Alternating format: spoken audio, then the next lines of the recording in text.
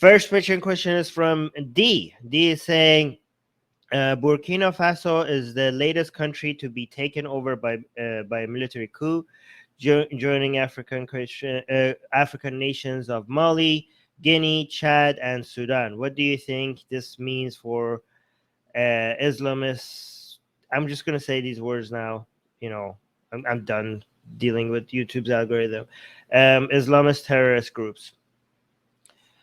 By the way, guys, please like the video, because the way when I use these words, we're gonna get pushed down in the algorithm. So feed the algorithm, feed the YouTube gods. They want your likes to make the channel grow just a little bit. It really helps. So make sure you like the videos, okay?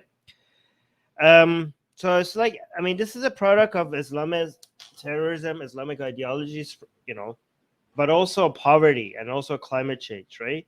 So, and we're talking about the Sahel region.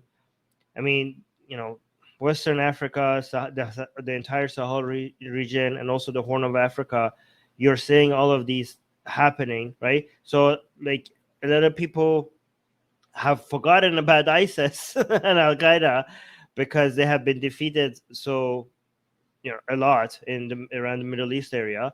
I mean, apparently, recently there was ISIS attacked the prison that in Syria as well, so that failed, but overall, their main activities are in Africa, right? And growing. But nobody gives a crap because there's no oil there. And this is like, and also because this is like the poorest part of the entire planet, right? The whole Sahel region plus the Horn of Africa, right? So there's like the people's lives there don't really matter to anybody. So that's why nobody talks about it. But yeah, it's very active. Like Islamic terrorism is very, very active and growing very fast over there. But also, this is like, I know this might sound boring to a lot of people, but this is why climate change is also very important, right?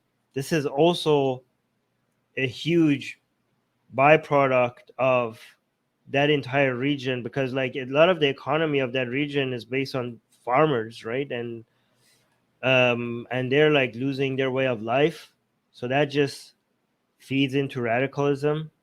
It just does very well. People not making, people not being able to provide the way they used to, right? Also, this whole situation in like Burkina Faso is fascinating, because people were like, the whole reason behind that coup is that people are complaining about the president and their military because they're not doing a good job in fighting terrorism, right? So the coup is happening by the people. I mean, all the soldiers who are defecting against their own generals, right? Because they're like, you're not giving us enough weapons to fight against these Islamic terrorists. Like, you're sending us into war, and we don't have enough equipment to just defend ourselves, right? So, and not only that, we don't even have food.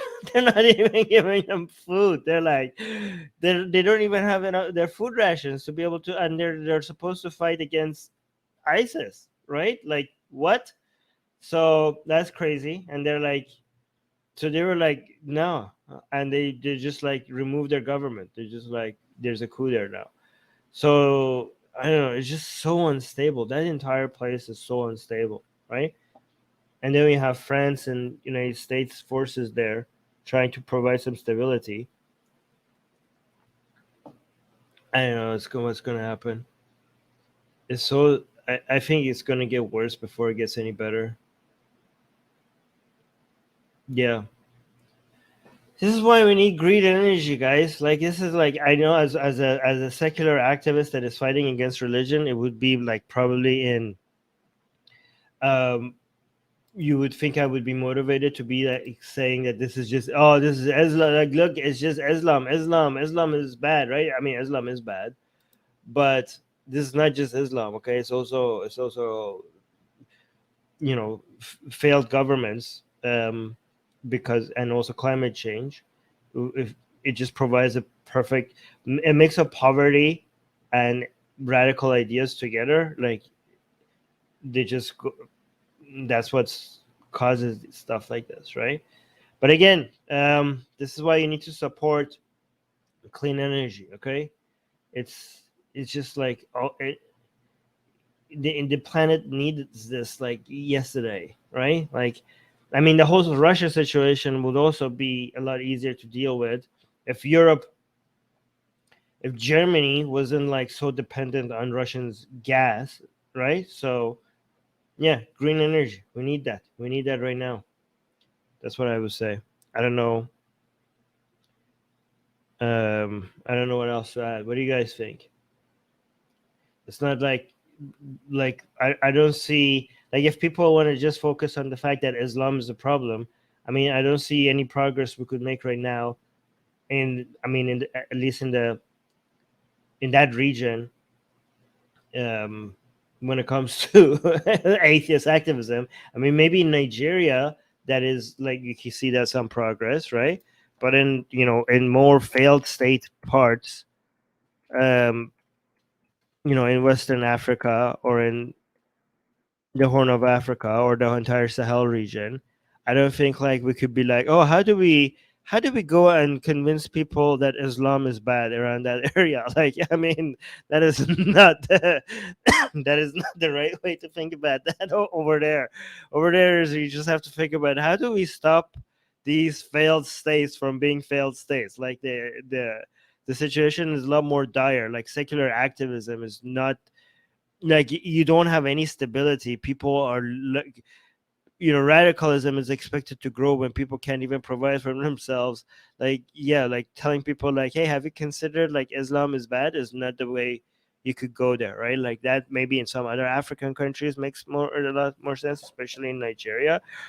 But in these places, like you just need to provide stability. Like you need military presence. This is why a lot of people who keep complaining about Western military presence in some everywhere, they're like, oh, what are we doing in Africa?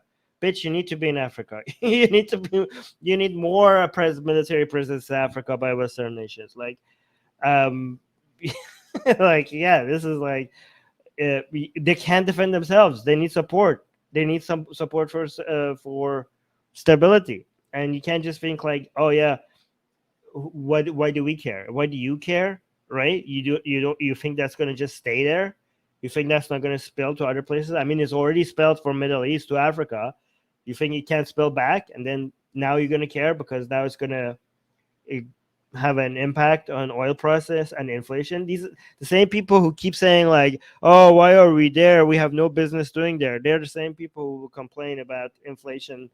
I mean, if fuel prices go up, that's going to cause inflation and everything else, right? These are the same people who will complain about their leaders of their countries not doing enough to fight inflation. The same people who are saying that, oh, we shouldn't be in these places, right? And what do you want to do? How are you going to fix it? And I mean, that's only if you don't care enough about your fellow human beings.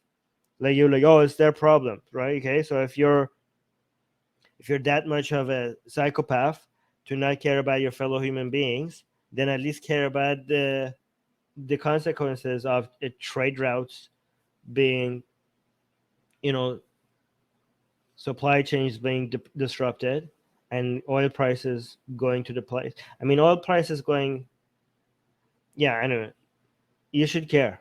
You should care, and you should, it's funny because a lot of leftists are the same people who say like, "What are we doing here?"